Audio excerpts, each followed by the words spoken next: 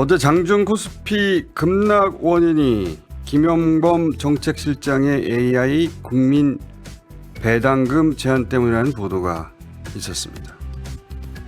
미국의 빅테크 CEO들 오픈AI의 샘 알트만부터 AI의 대부로 불리는 제프리 힌튼까지 빅테크의 초과 수익에 대한 국민 배당과 기본소득 개념을 도입해야 한다는 주장을 그들이 한 지가 언제인데 김 실장이 그런 아이디어 한번 페북에 썼다고 우리 주가가 폭락을 합니까? 웃기고 있네. 우리나라 국내에 이런 기사를 쓰는 기자들이요. 전 무식하다고 생각해요. 무식해요. 공부를 안 하는 거지. 그리고 경험도 없으니까 그냥 막 하는 거지. 저희가 시장 얘기하면서 어제 이야기를 안 할 수 없는데 한국의 주식시장이 조금 낙폭이 크면서 여러 가지 해석이 있었습니다. 맞아요. 특히 외국인들의 매도가 지속되면서 그거에 대해서 좀 분분했고 그런데 김용범 청와대 정책실장이 글을 하나 올렸던 게 굉장히 희자화가 됩니다. 그러니까 쉽게 말해서 저 글 때문에 한국의 주식시장이 빠졌다는 거예요. 그 연결 구조는 이겁니다. 저 글을 보고 외국의 뉴스들이 뉴스를 쏟아냈고 그 뉴스를 보고 외국인 투자자들이 한국 주식을 팔았다. 그래서 주가가 빠졌다. 자, 이런 얘기들이 엄청 퍼졌어요. 그래서 뭐 증권사에서도 뭐 찌라시라든지 메신저가 엄청 돌고 신문에도 그런 얘기가 많이 보수 언론을 중심으로 해서 나왔단 말이에요. 자, 이걸 저희가 어떻게 판단해야 될까요? 이게 정말입니까? 그런데 이건 정말 무식한 얘기예요. 그러니까 무슨 외국인 기관 투자자들이 일종의 어디 방에서 앉아서 트레이딩 하는 걸로 알고 있어요. 주식을 사고 파는 건 프로세스를 통해서 이루어진 의사결정이란 말이죠. 무슨 얘기냐면 살 때도 이렇습니다. 리서치가 그러니까 이렇게 연구하는 사람 리서치가 열심히 분석을 한 다음에 그래서 이거 비중을 늘려야 됩니다. 그러면 오케이 해서 검토해서 매니저가 주식을 사는 구조를 갖고 있잖아요. 얼마를 살지도 다 결정하고 들어가는 거예요. 그럼요. 동네 가게입니까? 그런데 팔 때도 마찬가지예요. 갑자기 뉴스 떴다고 해서 이거 팔아야지. 여러분 우리는 그럴 수 있죠. 개인 투자자들이나 우리가 스스로 투자할 땐 그럴 수 있죠. 이런 뉴스 나왔는데 빨리 팔아야겠다. 이런 생각이에요. 그런데 기관 투자자들은 절대 못해.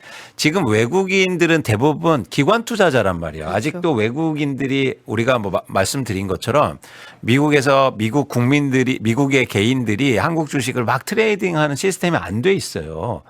그런데 그거를 모르고 예를 들어서 이런 뉴스 때문에 블룸버그 뉴스가 딱 뜨자마자 외국인 기관 투자자들이 팔았다? 이게 얼마나 무식한 얘기입니까? 그러니까 그거는 맞지도 않고 그런 일은 있을 수가 없다. 다 절차에서 이루어지고 분석하고 접근하고 그런 거지. 물론 얘기는 됐겠죠. 이런 뉴스가 나왔는데 우리가 한번 검토해 보자라는 차원이지 이걸 통해서 막 지금 당장 팔아. 지금 나와. 그래서 주가를 떨어뜨렸다? 이거는 저는 이게 판단을 그러니까 이게 이해가 안 되는 거예요. 이해가 안 되는 게 어떻게 얘기하지? 진짜 무식하다. 한 번도 이거 모르는 거죠. 저는 구조에 대해서. 그러니까 우리나라 국내에 이런 기사를 쓰는 기자들이요. 전 무식하다고 생각해요. 무식해요. 공부를 안 하는 거지. 그리고 경험도 없으니까 그냥 막 하는 거지. 저희가 이건 좀 뭐 확대돼서 예상하면 얘기 드리면 어떤 얘기냐면 예를 들어서 우리나라의 경제지 기자들이 그런 어떤 분야를 맡습니다. 그렇죠? 어떤 예를 들어서 내가 금융 분야를 맡아요. 돌아가면서 맡는단 말이에요. 맞습니다. 그러면 전혀 모른 채로 맡잖아요. 그럼 저한테 전화가 와요. 예를 들어서 저 좀 이번에 새로 맡았는데 좀 알려달래요. 충격적이지 않습니까? 아니 알고 해야 될 거 아니에요. 모른 채로 기사를 막 빡빡 써요. 특히 경제 기사는 그러면 안 된단 말이에요. 그런데 그런 기사들이 범람하면서 마치 이런 것처럼 사실인 것처럼 많은 사람들이 생각해내고 우리가 이걸 또 확대 재산화하고 또 우리 투자자들은 그걸 보면서 이거 진짜 큰일이 났네 이렇게 얘기하는 것들이 어제 벌어졌단 말이에요. 그러니까 저는 한국의 금융시장이 이제는 우리나라가 전 세계에서 가장 많이 올랐지 않습니까? 그리고 가장 주목받는 시장이고 이제 전 세계에서 6위, 5위 막 이렇게 될 거예요. 근데 나머지 부분은 과연 그런 수준인가? 특히 경제지의 경제 기사를 쓰는 언론 수준이 그 수준에 올라와 있느냐 심각하게 우리가 생각할 필요가 있다. 너무너무 심각한 뉴스가 그래서 어제 그 뉴스가 영향을 줬다는 것보다 그런 걸 판단하고 그런 기사를 쏟아냈던 게 블룸버그도 문제인 거죠. 네. 우리가 블룸버그도 보면은 뭐 전 세계에서 금융시장에서 권위 있다고 보지만 그 블룸버그 기사를 쓴 그 기자는요 한국 기자예요. 그렇죠. 그러니까 한국 기자가 나쁘다는 얘기를 드리는 게 아니에요. 과연 이 시스템에서 정확한 이해도가 있냔 말이에요. 그래서 그거는 절대 아니고 아닐 뿐만 아니라 이런 어떤 구조는 변화가 좀 필요하다는 생각을 강하게 갖게 됐습니다. 김용범 실장 이 글을 자세히 보신 분들은 이해하실 거예요. 네. 초과 세수가 AI로 인해서 계속 이렇게 커지면 네. 역대급 초과 세수가 벌어지면 이걸 어떻게 쓸 것인지 고민해야 된다. 네. 그때 국민 배당금이라는 아이디어가 가능하고 국민 배당금을 근데 국민 배당금이라고만 표현하니까 전 국민에게 돈 나눠주자 이렇게 사실 오해할 여지가 네. 있는데 실제 방법론에 대해서도 여러 가지가 가능하고 이걸 논의해보자라고 해요. 맞아요. AI 초과 이윤을 어떻게 쓸 것인가라는 화두를 던진 뒤에 국민 배당금제를 거론을 했습니다. 그러자 야당 의원들이 벌떼 공격에 나섰는데 예를 들어서 나경원 의원은 초과 이익에 숟가락을 들이민다면서 국가 주도의 폭력적 약탈이다라고 비난을 했고요. 윤상현 의원은 기업의 초과 이익을 과연 누가 어떤 기준으로 정의하겠다는 것이냐라고 반문한 뒤에 민간 기업에 대해서 실패의 책임은 민간이 지고 성공의 과실은 정부가 나누겠다는 발상이 과연 상식적인 일이냐라고 비난을 했습니다. 평가는요? 자, 조금 전에 제가 두 사람의 정치인을 언급을 했는데 이 두 정치인이 과연 김용범 실장의 페북 글을 다 읽어보고 저런 이야기를 하는지는 좀 따져볼 필요가 있다라는 점을 말씀을 드리겠습니다. 이 정치인들은 정부가 초과 이익에 대해서 별도로 추가로 세금을 더 걷는 것처럼 전제하고 비난을 했습니다. 근데 김 실장의 페북 글을 보면 그게 아닙니다. 자, 음성 대역으로 녹음을 했는데 한번 들어보시죠. AI 인프라 공급망에서의 전략적 위치가 구조적 호황을 만들고 그것이 역대급 초과 세수로 이어진다면 그 돈을 어떻게 쓸 것인가는 선택의 문제가 아니라 의당 고민해야 할 설계의 문제다.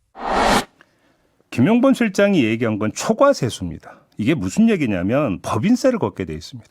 그런데 AI의 어떤 그 특수를 들여서 초과 이익이 발생을 해요. 그러면 법인세가 어떻게 되는 겁니까? 예상치보다 더 들어온다라는 겁니다. 초과 세수라는 개념은 그 개념이에요. 그러니까 이거는 법인세율이 정해져 있기 때문에 근데 기업이 이익이 훨씬 더 많아져가지고 그 이익에 해당하는 비율 곱하기 해갖고 세수가 더 들어왔어요. 초과로. 그 초과 세수를 어떻게 쓸 것인가 이 문제예요. 다시 말해서 무슨 세목을 다시 만들거나 원래 10%만 내면 되는 건데 니네 장사 잘 되니까 20%나 22% 납부해 이렇게 팔을 비튼다라면 이건 논란이 될 것도 없죠. 문제죠. 안 되죠. 이건. 근데 그게 아니라는 겁니다. 이게 왜 문제가 되는 건가요? 응? 아니 그러면 영업이익이 애초 예상보다 2배, 3배가 됐으니까 그러면 깎아주라는 얘기는 더더욱 성립이 안 되는 거 아닙니까? 그냥 가만히 있어도 초과세수는 들어오게 되어 있는 거예요. 그럼 그걸 어떻게 쓸 것인가를 논의해보자라고 하는 건데 그게 왜 문제가 됩니까? 1번. 이게 제가 지적하고자 하는 1번 문제 제기고요. 또 하나 지적할 게 있습니다. 자, 이 정치인들이 비난한 정부 정책의 원조가 있습니다. 기업소득 환류세제라는 게 시행이 된 적이 있었습니다. 기업의 이익 가운데 일정 부분을 투자, 배당, 임금 증가에 투입하지 않는 기업에 대해서 미달 금액의 10%를 법인세로 추가로 징수하는 제도였어요. 이거는 추가 징수입니다. 그래서 이 제도가 언제 시행이 됐냐면 2015년부터 2017년까지 3년간 자기 자본 500억 원 초과 상호 출자 제한 기업을 대상으로 시행이 됐어요. 근데 이때가 언제입니까? 박근혜 정부 때입니다. 박근혜 정부 때 최경환 경제부총리가 주도해서 시행한 정책이에요. 그러면 기업이 이익을 냈는데 니네 이거 투자로 하거나 투자로 해. 배당 더 줘. 임금 더 줘. 그거 안 해? 그러면 법인세 10% 더 내. 이거야말로 기업 팔 비튼 거 아닙니까? 근데 이걸 했던 정부가 박근혜 정부였었고 그때 집권 여당이 어디였냐면 지금 국민의힘이에요. 그래서 어제 김용범 실장을 비난한 논리라면 이것도 되돌아보라 이 말씀까지 함께 드리는 겁니다. 김용범 실장이 써올린 AI 국민 배당금 논란이 어제 주식시장을 출렁이게 했다라는 분석까지 나왔는데 네. 이제 무슨 얘기냐면 김용범 실장이 이제 그제였죠. 밤 늦게 이제 페이스북에 글을 올렸어요. AI 인프라 공급망에서의 전략적 위치가 구조적인 호황을 만들고 그것이 역대급 초과 세수로 이어진다면 그 돈을 어떻게 쓸지는 응당 고민해야 하는 문제다라고 하면서 국민 배당금이라는 화두를 던진 겁니다. 네. 여기서 거친 초과 세수를 청년 창업 자산으로 갈 건지 농어촌 기본소득으로 할 건지 등등을 백가쟁명식 사회적 합의를 통해서 정교화할 필요가 있다라고 얘기를 했습니다. 네.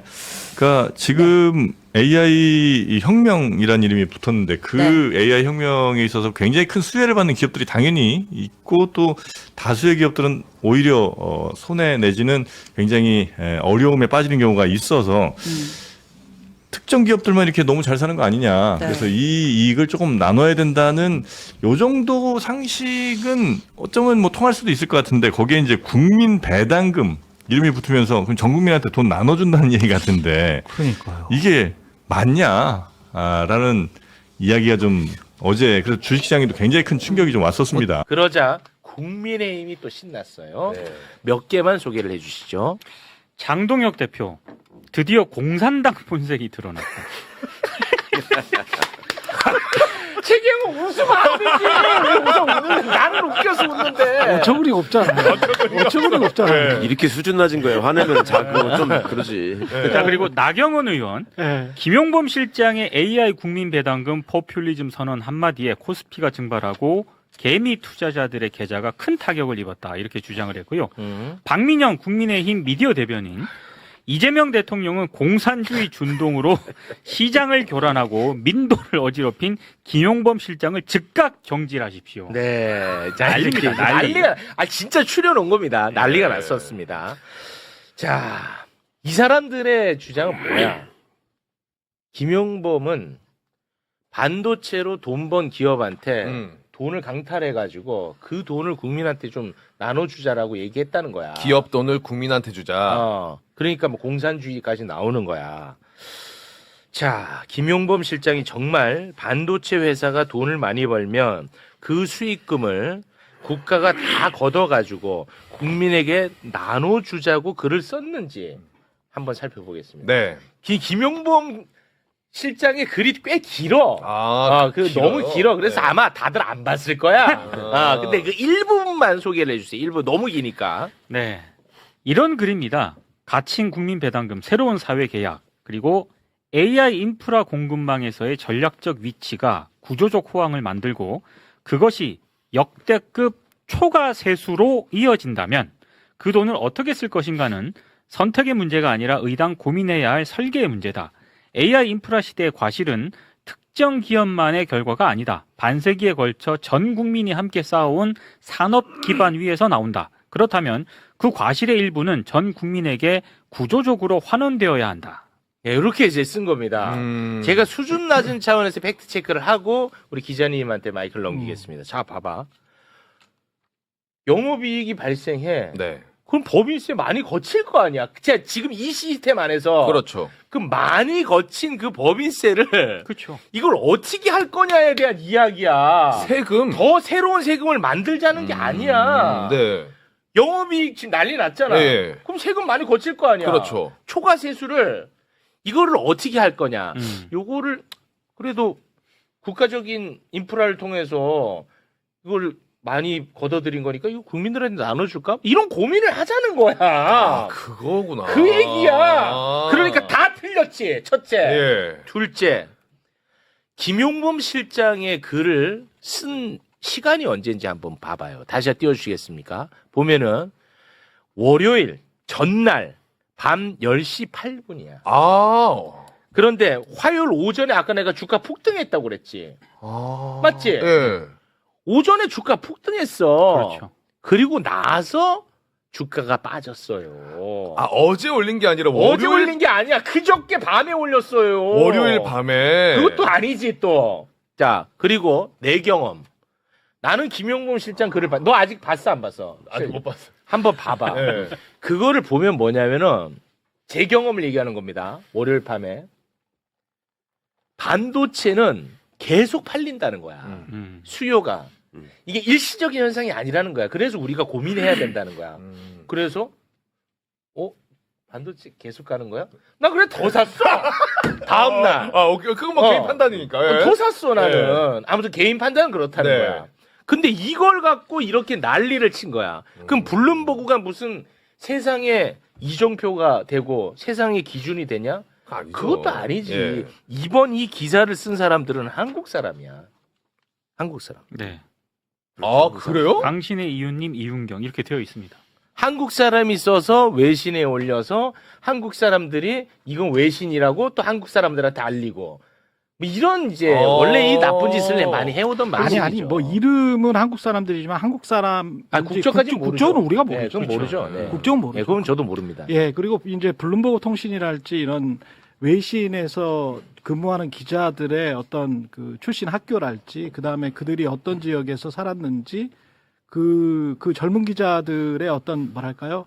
어떤 성향이랄지 정치적인 성향이랄지 뭐 이런 것들에 관해서는 우리가 보통 뭐 판사분들이 어느 특정 대학을 나오고 어디 출신들이 많고 어떤 특목고가 많고 강남 출신들이 많다.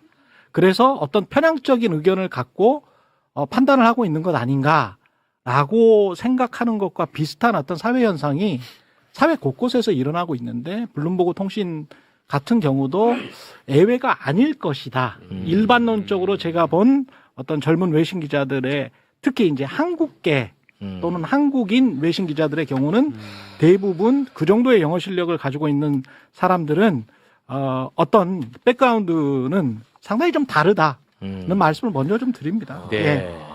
아주 수준 낮은 차원에서 제가 이제 요걸 정리를 했으니까요.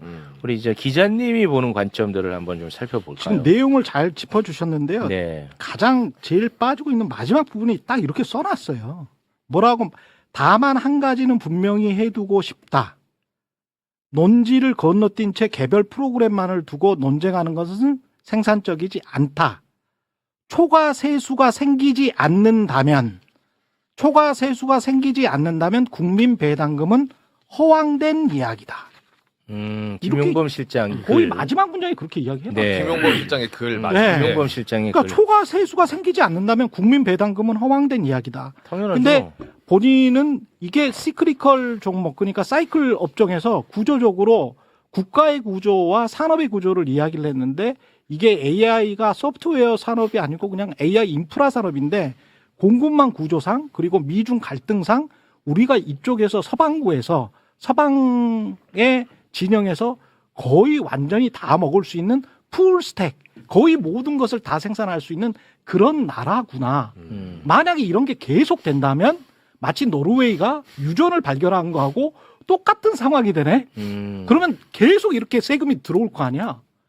과거의 시클리컬 종목이라는 거는 계속 투자를 하고 초과 이익이라는 걸 내지를 못했거든요. 근데 초과 이익이라는 거가 우리가 생각하지 못했던 어떤 평상적인 정상 이윤이 아니고 초과적인 이익, 우리가 생각하지 못했던 굉장히 높은 이익을 낸다면 그걸 가지고 어떻게 쓰지? 그 세수를 가지고 어떻게 쓰지? 고민해야죠. 그걸 가지고 이제 고민을 하는 거예요. 네. 이런 고민들은 꾸준히 있어 왔고요. 그 네. 고민의 차원입니다. 그 고민의 차원인데 이제 앞에 부분은 전혀 보지 못하고 뒤에 부분의 클로징도 초과 세수라는 게 없다면 국민 배당금은 이거는 허황된 생각이다라고 본인이 스스로 그렇게 이야기를 했거든요. 네. 그러니까 이게 모든 한국말에 대한 이해력이 좀 떨어지는 거 그럴 수도 같아요. 있어요. 그럴 수도 있습니다. 모든 게 가정과 전제로 해서 이야기가 이 있고 키워드가 초과 세수였거든. 분명히. 그렇지. 근데 그거를 다른 네. 것처럼 이렇게 이야기해서 딱 만들었어요. 하나 보수 신문이 물고 늘어질 수 있는 단어는 딱 하나 있습니다.